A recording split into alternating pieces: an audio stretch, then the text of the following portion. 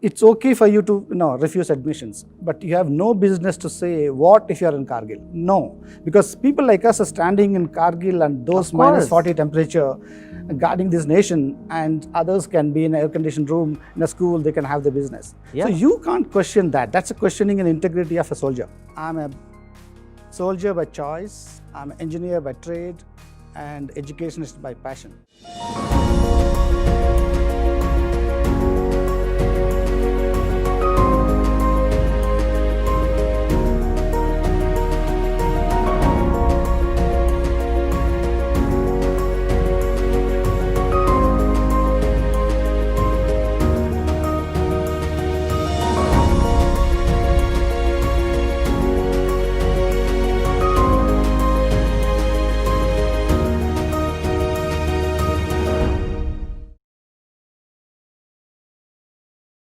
Once upon a time, there was a bright young boy with a sharp mind. He was a voracious learner, but due to his adverse socioeconomic conditions, he had to face a lot of discrimination. He found it difficult to pursue his education. But by then, his teacher came to his rescue. His teacher recognized his potential and took a keen interest in him. The teacher encouraged him to complete his education against all odds. And later, this very prodigy went on to write the Constitution of India. As you may have guessed by now, the child was none other than Dr. B.R. Ambedkar, and his teacher was Krishna Keshav Ambedkar. This story epitomizes the impact a teacher can have on a child. From nursery to graduation, teachers hold the unique position of shaping us as individuals. They motivate us to go above and beyond and achieve our dreams. Hello everyone, and welcome to Skill Tree Education Evangelist of India, Season 3, powered by Great Place to Study.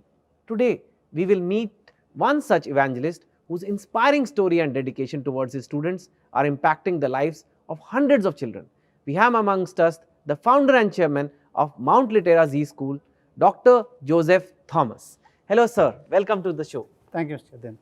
Now, what's interesting about you is I can address you as Dr. Thomas because it's not every day we have someone who's an education evangelist who's also served the country in the army. That's true. Right? And you were in our Indian army for how long? 20 years. Yeah, so we have someone on the show with a very, very interesting background which tells you that people from different backgrounds can go on to do different things, right? But right now, you are running Mount Littera School in Mysore, right? So people would be very interested that how can an army man run a school? Thank you, Chetan. It's indeed a great honor and privilege to be here, especially with you. Thank you. And at the same time, to be recognized on a national platform like this, for all the hard work went into establishing Mount Littera School, it's so special. So many people ask this question, how a soldier and corporate leader and educationist. So my simple answer is, I'm a soldier by choice, I'm an engineer by trade, and educationist by passion. And that's my journey. It started long back. I served in the Indian Army for 20 years, started from IPKF, which is Peacekeeping Mission in Sri Lanka, went on to serve Kargil War, OP Vijay. And during the same time, I also had a great opportunity to work with His Excellency Dr. APJ Abdul Kalam and the DRDO team, and we are during the Pokhran 2 nuclear test. My team is responsible to provide the telecommunication network on the desert. After Kargil, we installed the satellite communications in all the posts we captured and 35 posts, and that was one of the biggest reasons for Kargil, which was there was no communications to inform the army headquarters something happening on those posts. So I met a guy, Flight Lieutenant Emmanuel from Bangalore, and he was from the HFCL telecom side, and I was in charge from the army on establishing these satellite links, and we worked together for almost 2 months. During this course of time, he told me, Joseph, I need people like you in the company. After my retirement, 20 years, I joined his company called Sykes. It's a US-based call center, and I was HR manager, and there's no looking back. So over the period of last 15 years, I worked in a company called LSI Technologies, LinkedIn, which is Microsoft, and Uber, which recently, and in a senior management role as head of Asia Pacific. And I learned so much, and this was my calling on education, and that's what I'm here. So to leave that to run a school, you are saying it was a calling, like you literally felt that this is what you have to do. Some of the small incident which I want to recall today, because after Kargil, as 2002, I remember the exact date, 15th May 2002, myself and my wife, with great difficulty, we got an opportunity to meet with the principal of a reputed school in Bangalore for admission of my child, kindergarten. So she was kind of very angry and very upset, and she refused to give admissions because we are coming late and deadline is over. I explained to her, ma'am, I was in Kargil for last 3 years and I just got discharged from service only last week. And Saturday I reached Mysore, and today is Monday, I'm here in front of you. But the question is, had an audacity of asking me, what if you're in Kargil? That's my real encounter of a civilian world dealing with reality. Not all civilians are like that.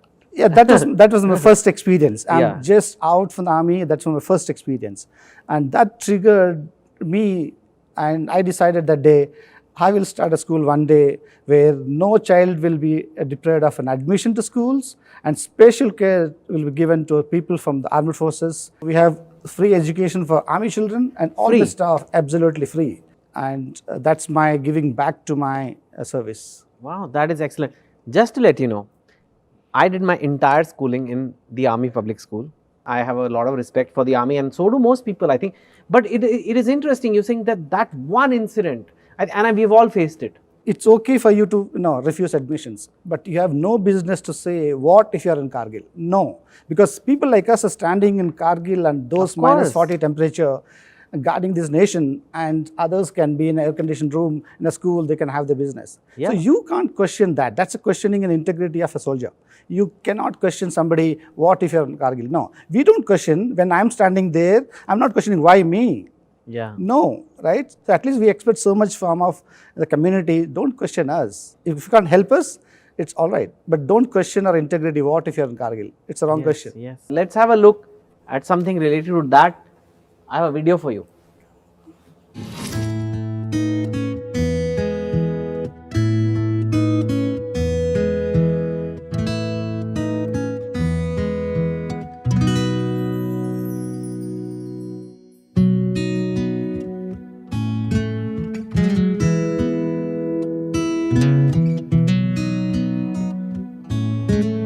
I feel privileged to lead an exciting and vibrant Mount Litera Z School, Mysuru.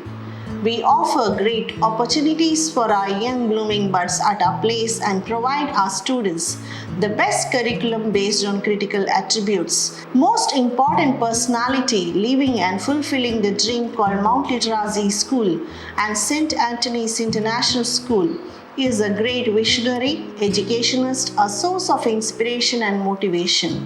Our chairman, Dr. Joseph Thomas, an Army veteran.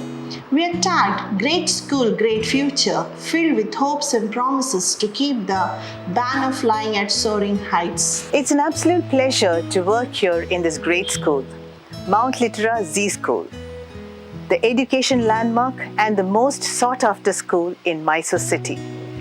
We are a young school, just 7 years old, and in this short span of time, we have had tremendous growth as an institution.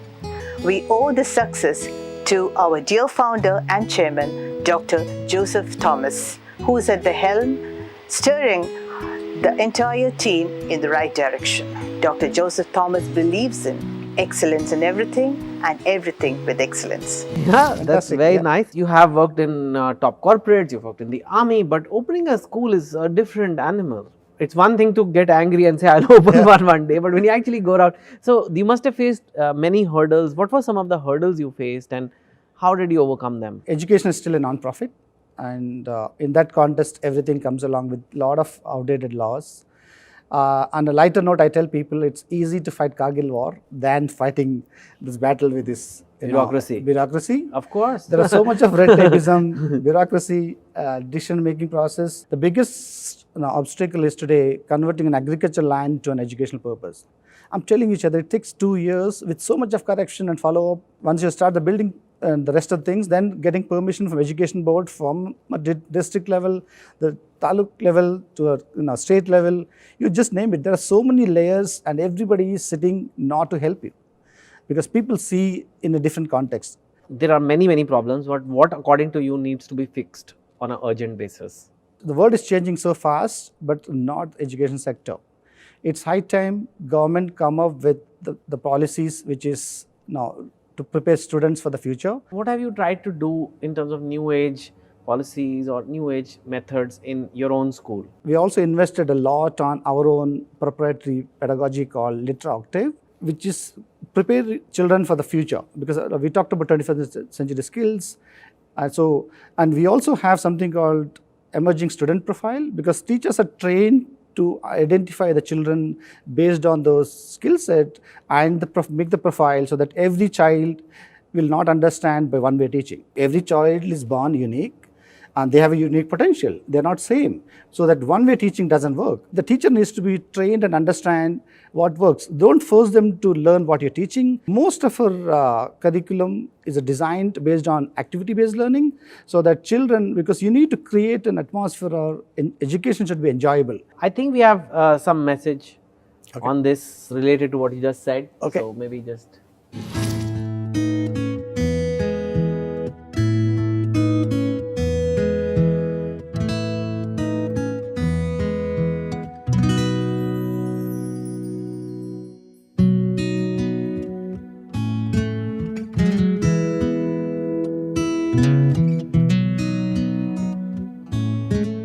As a teacher working for Mount Littera Z School, Mysuru, I feel a sense of contentment and happiness. It is indeed a matter of immense pleasure to be associated with Mount Littera, which caters to the needs of every student who enters this heaven of knowledge. Our guiding star, Dr. Joseph Thomas, has a deep imprint of his personality on all of us.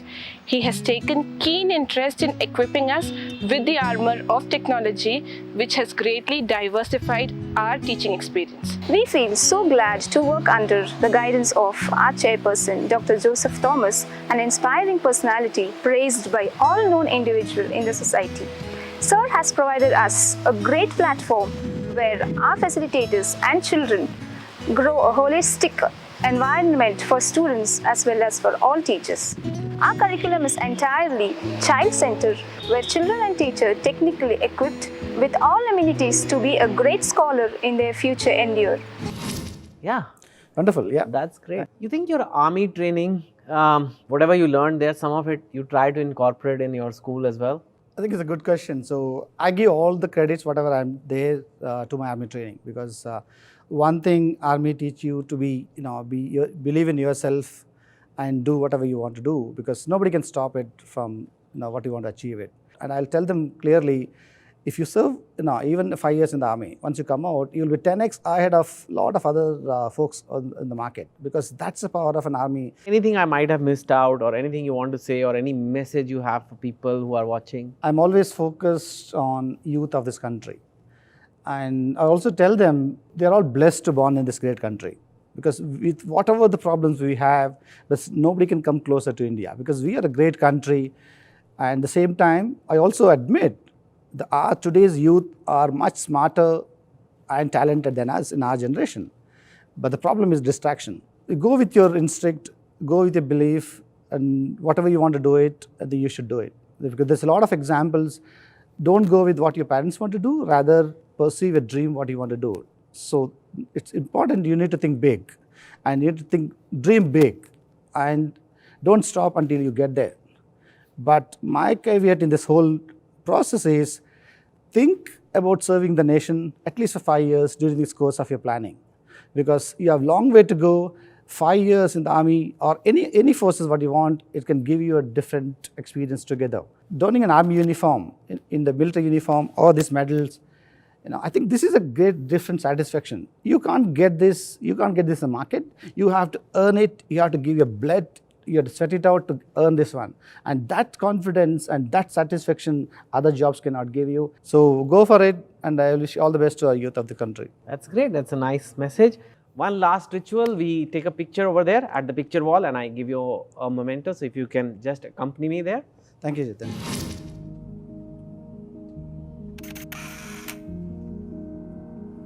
Education is the most powerful weapon which you can use to change the world. With these profound words from Nelson Mandela, we wrap up yet another engaging episode of Education Evangelist of India. I'm your host, Chetan Bhagat, signing off for now. Keep watching Skill Tree Education Evangelist of India Season 3, powered by Great Place to Study, and it is streaming now on ForbesIndia.com.